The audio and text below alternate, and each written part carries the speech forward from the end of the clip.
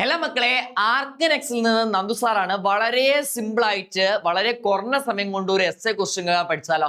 വളരെ സിമ്പിൾ ആയി പറയുകയാണെങ്കിൽ ഈ വരുന്ന പരീക്ഷയ്ക്ക് അത്യാവശ്യം നല്ല രീതിയിൽ ചോദിക്കാൻ സാധ്യതയുള്ള ഫസ്റ്റ് ചാപ്റ്ററിൽ ഒരു ഭാഗമാണ് ഇവിടെ റിനാൻസൻസ് ഇൻ ലിറ്ററേച്ചർ അഥവാ നവോത്ഥാനം സാഹിത്യത്തിലൂടെ. അതിനകത്ത് ഒന്നാമത്തതാണ് ദാന്തെ. വളരെ ഇമ്പോർട്ടന്റ് ആയ കീവേഡ് മാത്രം ഞാൻ പറഞ്ഞുതരാം. ദാന്തയുടെ പുസ്തകത്തിന്റെ പേരായിരുന്നു ദ ഡിവൈൻ കോമഡി. അദ്ദേഹം പ്രധാനമായി അദ്ദേഹത്തിന്റെ പുസ്തകത്തിലൂടെ പ്രതിപാദിച്ച കാര്യങ്ങളാണ് ഹെൽ, പൊർഗാട്രി, അതുപോലെ പാരഡൈസ് എന്ന് വെച്ചിട്ടുണ്ടെങ്കിൽ സ്വർഗം, നരകം, അതുപോലെ തന്നെ ആരാധനാലയങ്ങൾ. ഇതിനെ കുറിച്ചിട്ടാണ് അദ്ദേഹത്തിന്റെ പുസ്തകത്തിൽ പറഞ്ഞത്. രണ്ടാമത്തെ ആളെ പേര് പഠിച്ചു വെച്ചോളി, പെട്രാർക്ക്. പെട്രാർക്കും അതുപോലെ തന്നെ നവോത്ഥാന കാലഘട്ടത്തിലെ പ്രധാനപ്പെട്ട ഒരു സാഹിത്യകാരിൽ ഒരാൾ മനസ്സിലാക്കുക. അടുത്തത് ബൊക്കാഷിയോ ആണ്. ബൊക്കാഷിയോയുടെ പുസ്തകത്തിന്റെ പേര് മറന്നുകൊണ്ട ദ ഡെക്കാമിറൻ. ബൊക്കാഷിയോയുടെ പുസ്തകത്തിന്റെ പേരാണ് മക്കൾ എന്ത്? ഡെക്കാമിറൻ. മൂന്നാമത്തെ ആൾ കുറച്ച് ഇമ്പോർട്ടന്റ് ആയിട്ടുള്ള ഒരാളാണ്. അദ്ദേഹത്തിന്റെ പേരാണ് നിക്കോളോ മാക്യവലി. അദ്ദേഹം പ്രധാനമായിട്ട് അദ്ദേഹത്തിന്റെ പുസ്തകത്തിന്റെ പേര് ദ പ്രിൻസ്. ആ പുസ്തകത്തിലൂടെ അദ്ദേഹം പ്രതിപാദിച്ചത് പൊളിറ്റിക്കൽ തോട്ട് എന്ന് പറയും. എന്താ പൊളിറ്റിക്കൽ തോട്ട് എന്ന് പറഞ്ഞാൽ?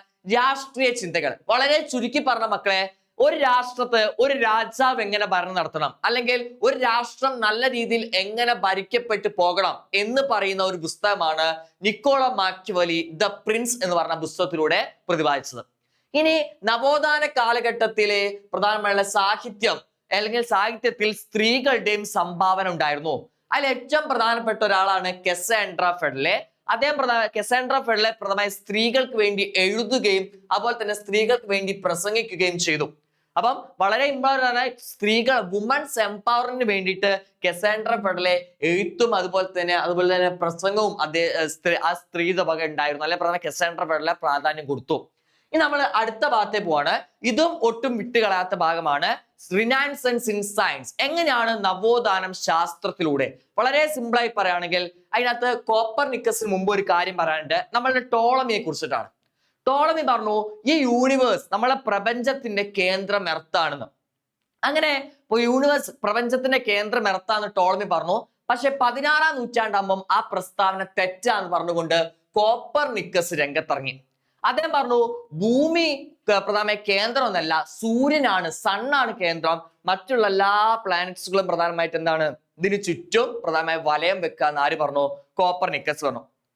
ടെസ്റ്റിലെ വളരെ വലിയൊരു പോയിന്റ് വളരെ ചെറുതാക്കി പറഞ്ഞാൽ ഇത്രയേ ഉള്ളൂ. അത് കഴിഞ്ഞ് നമ്മൾ അടുത്ത പറയേണ്ടതെന്ന് വെച്ചിട്ടുണ്ടെങ്കിൽ അതാണ് പറഞ്ഞത്, സൂര്യന് ചുറ്റും മറ്റെല്ലാ പ്ലാനറ്റും പ്രധാനമായി സറൗണ്ടിങ് ചെയ്യുക അല്ല റൗണ്ട് ചെയ്യുക എന്നാണ് കോപ്പർനിക്കസ് പറഞ്ഞത്. അടുത്തത് ജോഹന്നാൻസ് കെപ്ലറും അദ്ദേഹം പറഞ്ഞതെന്ന് വെച്ചിട്ടുണ്ടെങ്കിൽ അദ്ദേഹം പ്രധാനമായി സ്പീഡ് ഓഫ് ദ പ്ലാനറ്റ്സ്, പ്രധാനമായിട്ട് പ്ലാനറ്റുകളുടെ വേഗത പ്രധാനമായി കാൽക്കുലേറ്റ് ചെയ്തു. എന്ന് വെച്ചാൽ നമുക്കറിയാലോ കുറെ പ്ലാനറ്റുകൾ നമുക്ക് അവിടെ നിന്ന് കാണാമല്ലോ. ഈ പ്ലാനറ്റിന്റെ വേഗതകൾ പ്രധാനമായി കാൽക്കുലേറ്റ് ചെയ്യാൻ പ്രധാന പങ്ക് ജോഹന്നാസ് കെപ്ലർ നടത്തി. അടുത്തത് ഐസക് ന്യൂട്ടനെ പറ്റി പറയുമ്പോൾ മറന്നു പോവാതെ പറയണം ഗ്രാവിറ്റേഷൻ ലോ അഥവാ ഗുരുത്വാകർഷണ ബലം. അദ്ദേഹം ഏകദേശം 17-ാം നൂറ്റാണ്ടാകുമ്പം ഗ്രാവിറ്റേഷൻ ലോ ആയിട്ട് ഐസക് ന്യൂട്ടൻ എത്തുന്നുണ്ട്. അതും ശാസ്ത്രത്തിന്റെ ഒരു വളർച്ചയാണ്. പിന്നെ ഗലീലിയോ എന്ന് വെച്ചാൽ ഡിസൈൻ ദ ടെലിസ്കോപ്പ് കൊണ്ടുവന്നത് ആരാ മക്കളെ വെച്ചാൽ ഗലീലിയോ ഗലീലിയാണ്.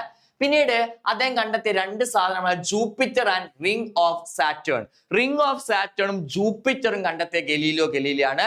ടെലിസ്കോപ്പും കണ്ടെത്തിയത് ഗലീലിയോ ഗലീലിയാണ്. ഓക്കെ, അടുത്ത നമുക്ക് കാണാൻ പാർസെലിയസ് ആണ്. അദ്ദേഹം പ്രധാനമായി ചെയ്തതെന്ന് വെച്ചാൽ കോസസ് ഓഫ് ഡിസീസസ്, പല രോഗത്തിന്റെയും പ്രധാനപ്പെട്ടിട്ടുള്ള കാരണങ്ങൾ കണ്ടെത്തിയതും അദ്ദേഹമാണ്. അടുത്ത ആൻഡ്രാസ് ആണ്. അദ്ദേഹം പ്രധാനമായിട്ട് ഹ്യൂമൻ അനാട്ടമി, മനുഷ്യ ശരീരത്തെ കുറിച്ചുള്ള പഠനം നടത്തിയതാണ്. അപ്പൊ നിങ്ങൾ പരീക്ഷയ്ക്ക് ചെയ്യുന്ന സമയത്ത് ഇതാണ് വളരെ കീ ആയിട്ടുള്ള വേർഡ്. ഇതൊന്ന് എക്സ്പാൻഡ് എഴുതിയിട്ടുണ്ടെങ്കിൽ നിങ്ങൾക്ക് ഈ എസ്സേന്റെ 5 മാർക്കും കിട്ടും. അപ്പം ഈ ഒരു പോയിന്റ് നിങ്ങൾ ഈ സ്ക്രീനിൽ കാണുന്ന പോയിന്റ് അതുപോലെ ഒന്ന് കോപ്പി പേസ്റ്റ് ചെയ്ത് ജസ്റ്റ് ഒന്ന് വായിച്ചു നോക്കുക. അപ്പൊ നമുക്ക് ഉഷാറാക്കാം. Thank you.